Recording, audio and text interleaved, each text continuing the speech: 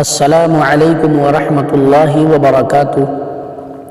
محترم ناظرین و سامعین، آج میری گفتگو کا عنوان ہے کہ رمضان المبارک کے روزے کا فدیہ ہم کس طرح ادا کریں اور کن لوگوں کا فدیہ ادا کیا جائے گا۔ تو سمجھ لیجئے کہ شیخ فانی یعنی ایسا بوڑھا جو اب وہ اس کو صحت نہیں آ سکتی، بالکل صحت نہیں آ سکتی، نہ چھوٹے دنوں میں روزہ رکھ سکتے ہیں وہ، نہ بڑے دنوں میں روزہ رکھ سکتے ہیں، اور صحت آنے کی، طاقت آنے کی امید بھی نہیں ہے، تو ایسا آدمی اپنا فدیہ دے سکتا ہے ہر روزے کے بدلے میں، یا ایسا بیمار جس کو صحت آنے کی امید بالکل نہیں ہے، بالکل لاغر ہو چکا ہے، کمزور ہو چکا ہے، صحت لوٹنے کی بالکل امید نہیں ہے، تو ایسا بیمار بھی وہ اپنے روزے کے بدلے میں فدیہ دے سکتا ہے۔ لیکن وہ بوڑھا جس کو بڑے دنوں میں تو وہ روزہ نہیں رکھ سکتے بلکہ چھوٹے دنوں میں روزہ رکھ سکتے ہیں وہ، تو ایسے آدمی کو فدیہ نہیں دینا چاہیے۔ ایسا آدمی وہ انتظار کرے اور جب چھوٹا دن آئے تو اس دنوں میں وہ ان دنوں میں روزہ رکھ لے، ہے نا۔ اسی طریقے سے ان دنوں میں وہ بوڑھا روزہ رکھ لے۔ ایسا بوڑھا جس کی صحت آنے کی امید نہ ہو وہی فدیہ ادا کرے۔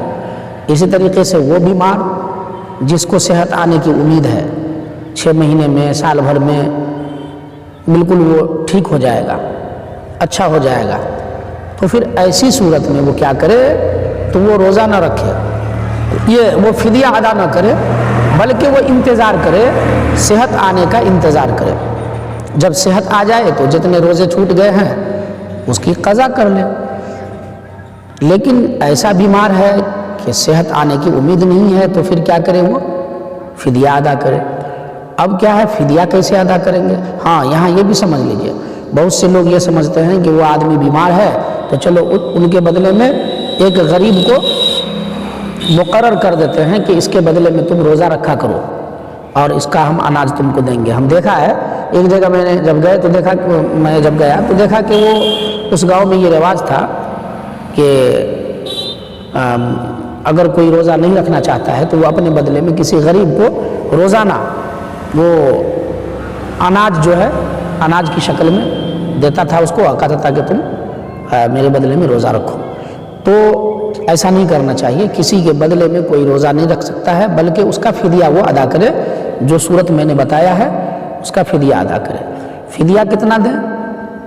تو ہر روزے کے بدلے میں 1.25 کلو گیہوں، ہر روزے کے بدلے میں 1.25 کلو گیہوں، اور جیسے ایک روزہ 10 روزہ چھوٹ گیا یا 30 روزے مان لیجیے نا، آپ کے 30 روزے چھوٹ گئے تو 30 روزے کے بدلے میں، ہے نا، ہر روزے کے بدلے میں 1.25 کلو کے حساب سے گیہوں آپ کو دینے پڑ جائیں گے۔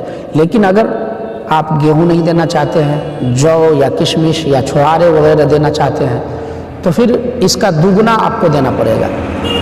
یا آپ اس کی قیمت دینا چاہتے ہیں تو اگر گیہوں کی قیمت دینا چاہتے ہیں تو گیہوں کے حساب سے دینا پڑے گا، کشمش چھوہارے وغیرہ کی قیمت اگر دینا چاہتے ہیں تو اس حساب سے آپ کو قیمت دینی پڑے گی۔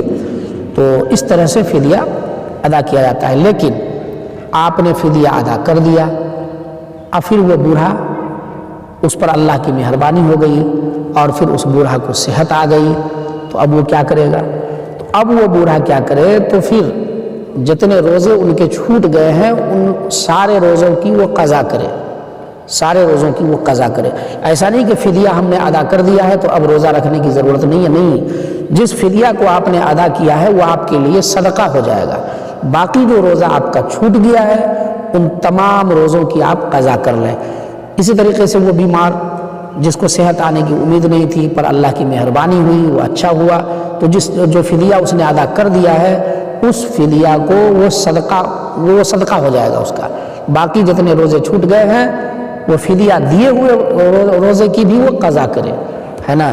تو یہ سمجھنے کی چیز ہے، تو یہی فدیہ ہے۔ اللہ تعالی ہم سب کو رمضان المبارک کی صحیح طور پر قدر کرنے والا بنائے، آمین۔